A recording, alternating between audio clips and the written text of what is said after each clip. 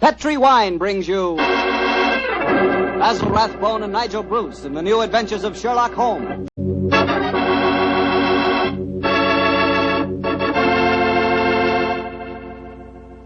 The Petri family, the family that took time to bring you good wine, invites you to listen to Dr. Watson tell us another exciting adventure he shared with his old friend, that master detective, Sherlock Holmes.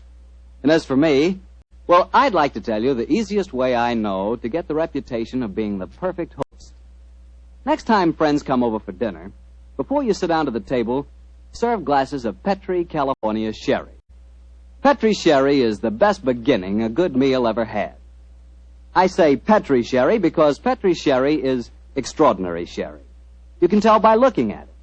Hold it to the light. Notice how clear it is. Notice its beautiful deep amber color. And you can tell Petri Sherry is unusual from just a whiff of its fragrance. And, of course, in the last analysis, you can tell just how fine a wine Petri Sherry is by tasting it.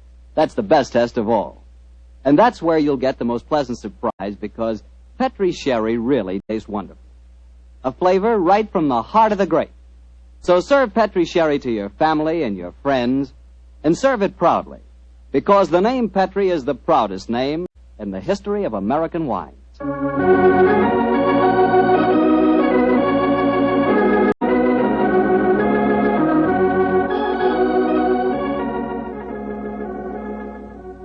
now I'm sure our good friend Dr. Watson's expecting us. Let's not keep him waiting.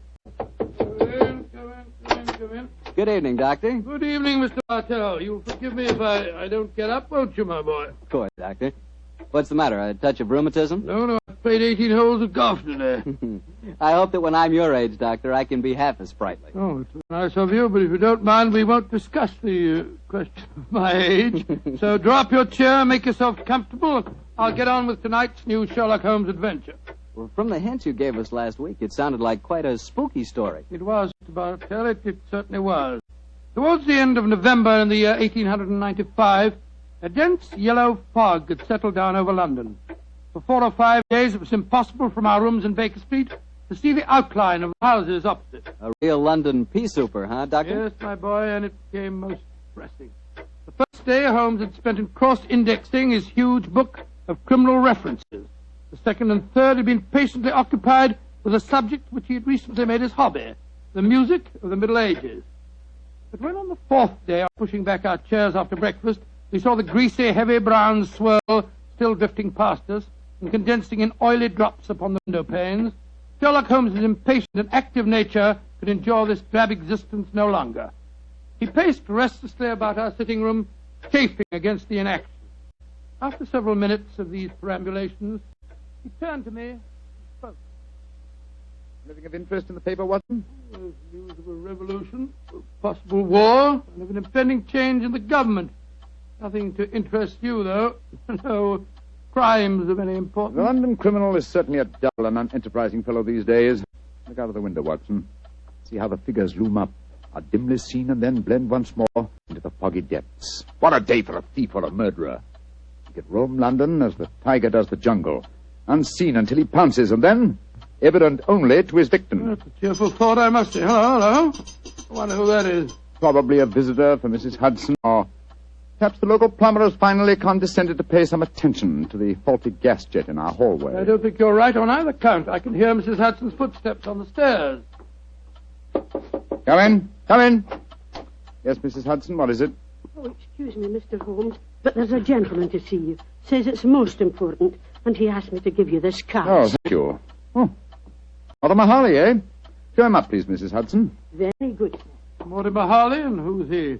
I've not had the pleasure of meeting him personally, but I'm quite familiar with his scientific reputation. Scientific? In what does he specialize? Oh, I suppose one might refer to him as one of the greatest authorities on all matters connected with the occult. You mean the fellow dabbles in supernatural stuff and all that sort of thing? I mean, my dear Watson, that Mortimer Harley is an extremely intelligent man with a thoroughly comprehensive and scholarly knowledge of his field and an intense belief in the existence of the supernatural force. Now, here he is to speak for himself. Oh, come in, Harley. Thank you, Mrs. Hudson. You're Mr. Sherlock Holmes? Yes, sir. This is my colleague, Dr. Watson. How do you do, Mr. Harley? How do you do, Doctor? Won't you sit down, sir? Thank you. Well, you fellas are probably wondering who I am and what's brought me here. Well, we're not wondering who you are, Mr. Harley. My friend Holmes was just telling me of your scientific eminence. I'm flattered that you know of me, Holmes. Just the same, you're wondering why I'm here. Naturally, sir. Well, since you know I'm a student of the occult, I'll get right down to my problem. Mr. Holmes, have you ever heard of the Headless Monk of Trevennis Chapel? Oh, yes, indeed, Mr. Harley. An apparition to be counted among our more intangible national treasures, I should say. I'm sorry to appear stupid, but I have never heard of the Headless Monk of whatever it is, Chapel. Well, then, let me tell you about it, Doctor. Yes, I wish you would. Trevennis Manor in Cornwall was once an abbey. It was expropriated during the reign of Henry VIII, and several of the monks were killed in some of the minor difficulties attendant on such an act. But one of the murdered monks, a certain Brother Hugh, the chapel organist, was persistent. He still haunts the chapel today. He still plays the organ, and since he was beheaded, he always appears headless. It's a charming little legend, Mr. Harley, but you don't expect us to believe it's anything but a legend, surely. Ah, skeptic, eh? How about you, Mr. Holmes? I'm extremely curious to know why you come to see me, Mr. Harley. I'll tell you why. I have a rare opportunity to investigate the phenomena. You see, the son of an old friend of mine, a young fellow by the name of Leonard Miles, is secretary to the owner of Trevennis Manor. He asked me to stay there, and I find the invitation irresistible, particularly since the phenomena have curiously increased of late, Mr. Holmes, almost as though some more mortal agency were motivating them. Oh. Now I see why you've come to me, Mr. Harley. I knew you would, Holmes. You see, I'm like my good friend and fellow investigator, Carnacki. I believe in being prepared to meet phenomena on either the natural or the supernatural plane. If the phenomena are real, they fall legitimately in my field. Whereas if, as I'm sure you suspect, they are being contrived by human forces, then you think that's more in my department, eh, Harley? Exactly. Well, what do you say, Holmes? A little trip to Cornwall would be a nice few days. We'd probably escape the fog down there. Ah, the places with the weather, Watson. What? I'm much more concerned with the fog that surrounds the appearances of the Headless Monk of Trevennis Chapel. And Mr. Harley, I accept your invitation with pleasure. There's still time to catch the Cornish Express. We can be at Trevennis Manor before the moon is up.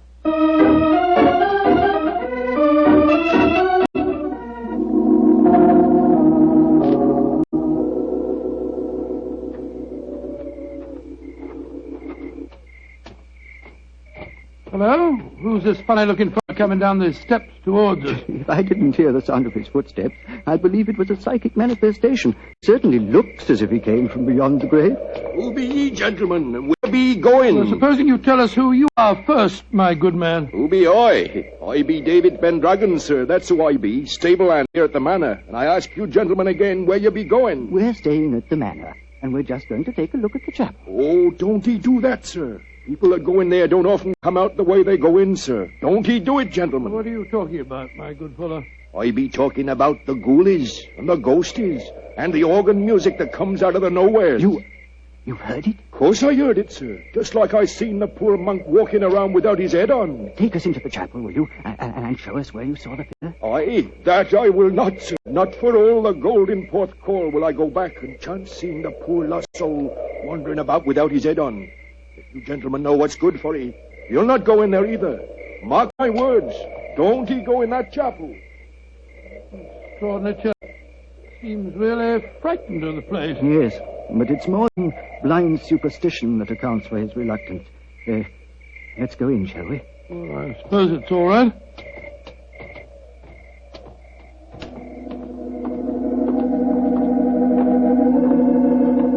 Great Scott! Listen to that. The organ. The ghost's playing it. We're extremely fortunate. A psychic manifestation as soon as we enter. Remarkable. Psychic manifestation. Rubbish. Look who's sitting at the keyboard. It's Holmes. Holmes! What's the matter, Watson? What's the matter? You frightened us to death, didn't you, Harley? Well, speaking for myself, Doctor, it disappointed me. I thought it was a genuine phenomenon. What do you think you're doing, Holmes? I thought you were still behind us. I'm sorry if I frightened you, Watson. I was curious about this organ. I slipped in by the side door ahead of you and tested the instrument. It's in astonishingly good condition for a disused chapel, don't you think, Harley? Yes, I do, Holmes. One might reasonably presume that someone tends it with great care. In fact, I would go further and say... What are you doing in here? We are guests at the Manor House, and we decided to pay a visit to the chapel before we paid our respects to our host. Oh, my father is your host. I'm Dorothy Brownlee. How do you do, Dorothy? My name is Holmes, and these gentlemen are Dr. Watson and Mr. Harley. How do you do, Dr. Watson? Mr. Harley. I heard the organ music, and I was terribly frightened. You've heard of the legend, I suppose. You mean about the headless monk and the ghostly organ and music, Miss Brownlee? Yes, Doctor. And it's more than a legend, I assure you. That's why I rushed over here as soon as I heard it. It must have frightened all the servants within hearing distance. Why were you playing the organ? I'm curious to see whether it's in good repair. Obviously it is, Mr. Holmes.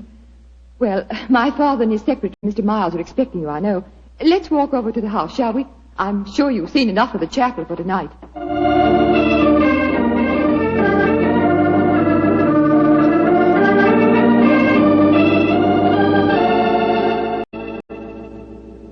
Father, this is Mr. Sherlock Holmes and Dr. Watson. How do you do? How do you do, sir? How do you do? This is my secretary, Leonard Miles. How do you do, Mr. How do you, Miles? Mr. Holmes? Dr. Watson? I'm afraid Mr. Brownlee is rather angry with me. I hadn't told him that you were an expert on psychic phenomena, Mr. Harley. I fail to see why the knowledge of that fact should make you angry, Mr. Brownlee. I don't want you ferreting about into this so-called ghost business. There's been enough trouble in the neighborhood already. It's almost impossible to keep servants, and these Cornish people are incredibly superstitious. You haven't seen the ghost yourself, Mr. Brownlee? Oh, of course not. There isn't any ghost, I tell you. You heard the mysterious organ playing? No, I haven't. And I don't want to talk about it anymore. Yes, what is it? David Pendragon's at the door. He's very anxious to see you, sir. Pendragon? Oh, very well. Tell him to come in. Yes. David? What does he want, I wonder? Pendragon, that's the fellow we met outside the chapel, isn't it? Yes, quite a colourful character. He's a superstitious old fool, if you ask me. But he is a good groom. Yes, Pendragon, what is it? Begging your pardon, sir, but there be trouble at the chapel again tonight. I says to myself, David, 'tis your duty to go to the master, I says. Never mind. What's the trouble? As the moon was hanging low tonight, sir, I hears the organ a-playing. But that was Mr. Holmes, my good man. Aye, that's what he thinks, maybe. But what I says to myself is, what made him play the organ? And then this very night, I saw the headless monk. With my own eyes, I saw that poor soul with his head off, wandering in the moonlight. I saw that, sir, with my own eyes, I did. Oh, get out of here, you blithering old fool. And I'm warning you. If I hear any more nonsense about this ghost, you'll lose your job, you understand? Now come along, be off with you. Aye, sir, begging your pardon, sir. Come on, I'll give you chaps a drink.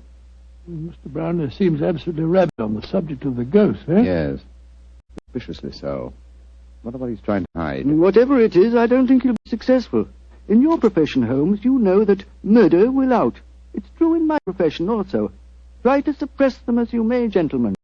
Ghosts will out.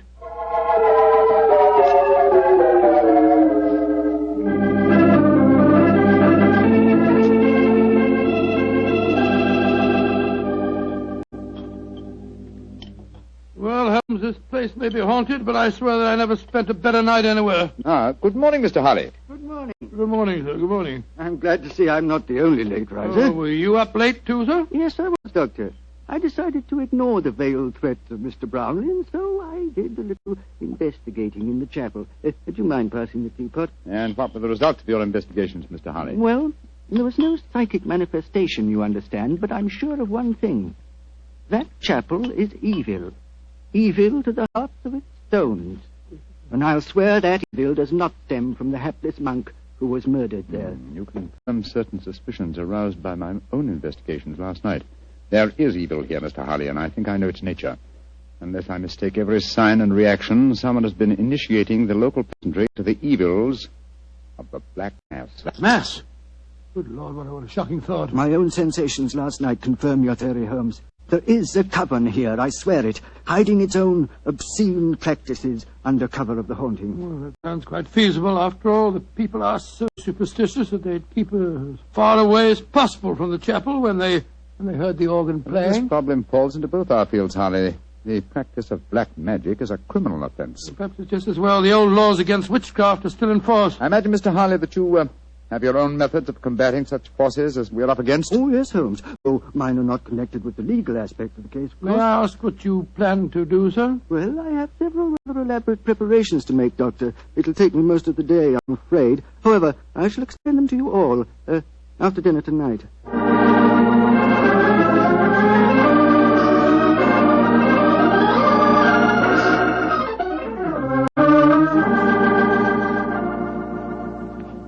It's very pleasant to sit here after a good dinner with a superb brandy at one's elbow and listen to the piano being so charmingly played. You're very kind, Want to play something more, Miss Brownlee? I'd love to. Are you enjoying your stay down here, Oh, Mr. very Holmes? much, thank you. Both Mr. Holly and I have found the local folklore extremely interesting. I say, you fellows haven't been investigating the haunted chapel business again, have you? Now, look here. If you have, I shall be very angry. It's abusing my hospitality. I told you distinctly I didn't want any more talk of ghosts. We are not talking of ghosts, my dear Mr. Brownlee. I have something even more important that I must fight now. It's possibly a little hard to imagine me as a crusader. Me, the stooped little man, beside the four of you, as toweringly tall a quartet of men as I have ever faced. And yet, I am your St. George. What on earth are you talking about, sir? I'll tell you in secrecy. This mustn't reach the ears of the peasantry. I refer to myself as St. George because I go to wipe out an evil that lives in your midst. A living, modern dragon. Please, Mr. Holly. That sounds dreadfully frightening. And to rid you all of this fiend, I must cleanse the chapel, purify it, exorcise it, remove its residue of psychic evil. That, gentlemen, is my mission tonight. Dorothy! She's fainted. Get some smelling salts, quickly. I'm afraid you were a little too graphic, Mr. Holly. I'm sorry if I frightened the young lady, but I'm sure that after tonight she will have no further grounds for fear in Trevennis Manor.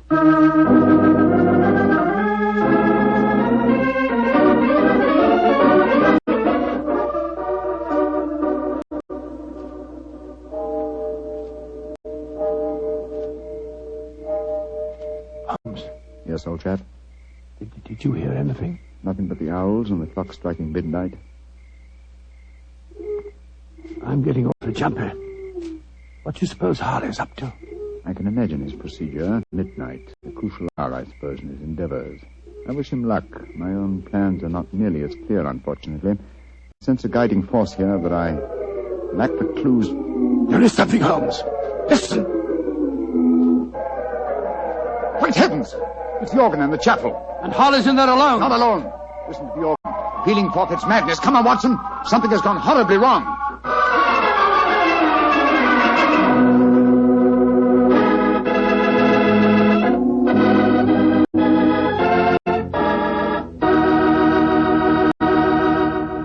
You'll hear the rest of Dr. Watson's story in just a second.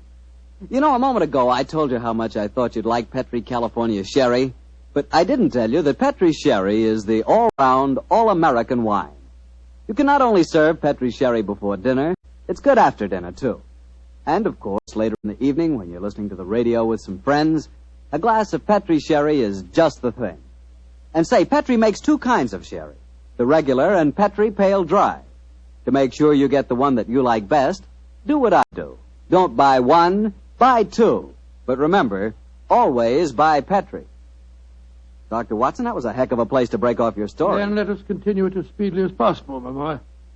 As soon as we heard that devilish organ music, Holmes and I rushed out of the house and raced in the moonlight down the path leading to the ruined chapel. By the time we reached the entrance, the organ music had ceased, and the tall, gangling figure of David Pendragon was standing in our path. You gentlemen be wanting it this time of night. What are you doing here? I be here because the gentleman gave me 5 shillings to stand outside here and see that no one disturbed him. That's why I be here. And nobody did come or go. He still be there, he be. But when you heard that organ music, why the devil didn't you go in? Organ music? I heard no organ music, come on, sir. Watson.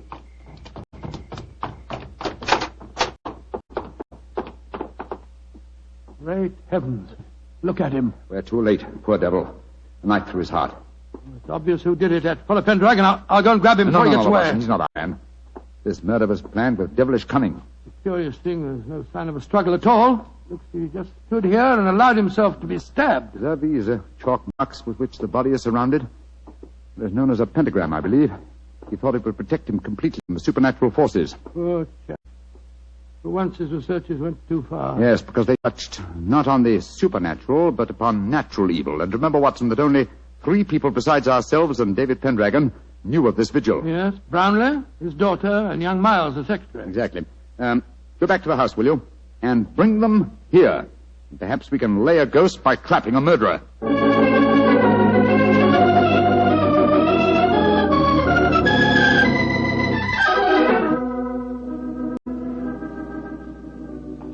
That's all I know, Mr. Holmes. Well, you've not established much so far, Holmes. The three of them all swear they were asleep and that they didn't hear the organ. Yes, then you can't prove otherwise, I think I Holmes. can prove that one of you was not only awake, but also murdered Mortimer Harley. But why should any of us want the poor man dead, In Mr. your Holmes? case, young lady, I confess that I find it hard to conceive a motive. Implying that Mr. Brownlee and I might have one. Well, Mr. Miles, you must admit that you're responsible for Mr. Harley coming here. And you, Mr. Brownlee, must admit that you did everything in your power to prevent the dead man from carrying out his investigation. Why? What were you trying to hide? Nothing. It's just that I wanted to sell the manor house. All this talk about ghosts was giving the place a bad name. If it had gone on, I'd never have disposed of the property. Well, speculation can get us nowhere. Let's get down to facts. Is there any other entrance to this chapel besides the two doors? None. Oh, there was an old smuggler's cave which came out near the organ loft, but Father had it bricked up some years ago. I had to. The tourists kept crawling in. Go and examine it, will you, Watson, old chap? All right, you are, Holmes. If you don't mind my saying so, Mr. Holmes, it seems obvious who did this murder. You told us David Pendragon admitted that no one went in or out as he stood guard. He must have done it himself. Oh, the man's half-witted. And superstitious. He might have killed Mr. Harley because he was attempting to interfere with a ghost. And then played the organ to celebrate the occasion? I think you overestimate David Pendragon's capabilities, Miss Brownlee. Mr. Miles. Yes, Mr. Holmes. Pendragon is waiting outside. Would you be kind enough to ask him to come here for a moment, please? Certainly. Why don't you find out, Watson? Well, it's easy to see where it was bricked up, but it's a solid wall now. No one could get in that way. But if no one came in or out, who else could have killed Harley except Pendragon? The ghost, or rather the person disguised as a ghost. The dead man expected a psychic manifestation. When he saw the supposed ghost coming towards him, he offered no resistance. He believed that the magical pentagram would protect him. Ah, there you are, David. Aye, here I be, sir. But I don't know nothing more than what I told ye. No, don't be frightened, Pendragon. All we want is the truth. That's what I told ye, sir. And tell us a little more, will you? When you said no one had entered the chapel tonight, you meant that no mortal man had entered, didn't you? That I did, sir. But how could I say I'd seen the ghost when Mr. Brownlee here had told me I'd lose my job if I spoke of the ghost again? Oh, now we're getting somewhere. So you did see the ghost? That I did, sir. The poor soul walking through the moonlight with no head on his body. You saw it clearly? Just as clearly as I sees you now, sir. How tall was he? Would you mind standing against the wall, sir? Yes, of course.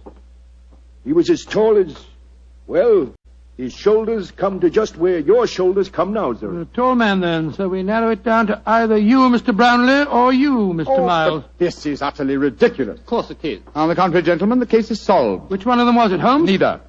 Remember that the ghost is headless. That means that the impostor must have built up fake shoulders covering the head. On either of these men, it would have brought their shoulders to the level of my head. Great Scott, it was... Bravo, Mr. Holmes. I didn't think you'd catch me. Dorothy! No, I don't believe Miss it. Brownlee, I must warn you that... Get back. Don't any of you come near me. As you see, I have a revolver. Dorothy, for heaven's sake! Don't speak to me of heaven.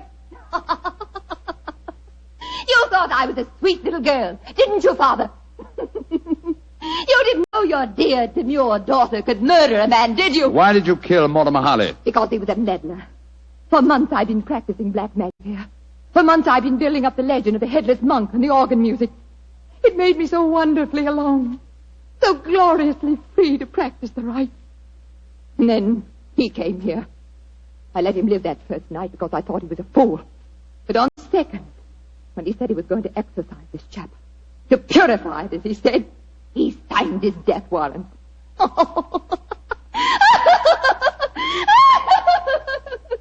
you could have seen his face, if you could only have seen his stupid, startled face as I plunged the knife into him. Dorothy! He bled so beautifully. Holmes, she's mad as a hatter. What are we going to do? Brownlee, give me that revolver. And let you take me to prison or an asylum? No, you'll never catch me. She's backing up the stairs leading to the organ loft. Dorothy, come back! Don't try and follow me. Look out! The railing's behind you. And turn my head. Oh, no, Mr. Holmes,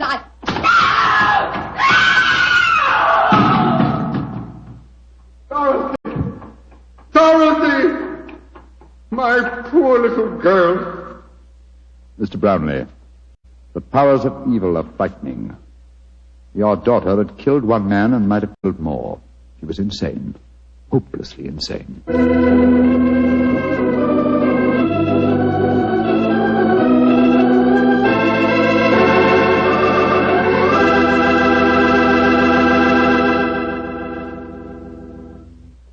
Doctor. That was quite an exciting story. Oh, I wish I could play the organ and write music for it. There's nothing like music to really express a thought. Yes, I can just imagine the kind of music that you'd write. Probably catchy little ditties such as, "The family took the time to bring you such good wine.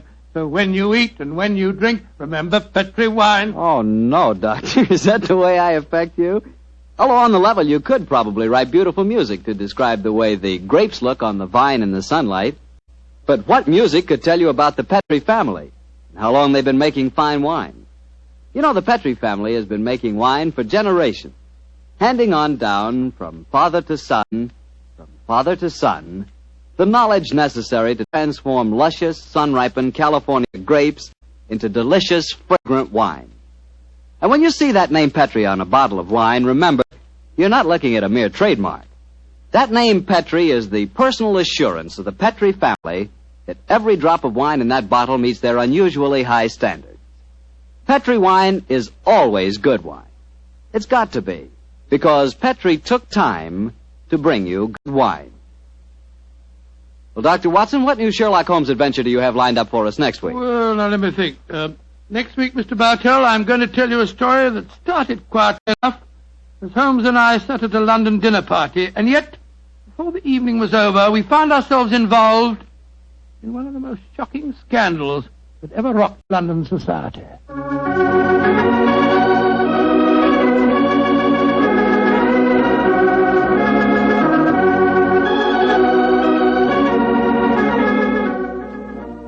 Tonight's Sherlock Holmes adventure was written by Dennis Green and Anthony Boucher and was suggested by an incident in Sir Arthur Conan Doyle's story, The Adventure of the Devil's Foot. Music is by Dean Fossler. Mr. Rathbone appears through the courtesy of Metro-Goldwyn-Mayer, and Mr. Bruce through the courtesy of Universal Pictures, where they are now starring in the Sherlock Holmes series.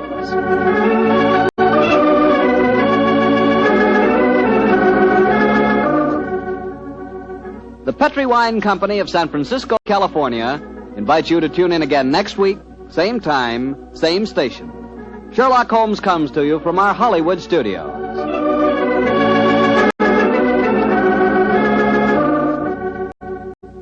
This is Harry Bartell saying good night for the Petri family. This is the Mutual Broadcasting System.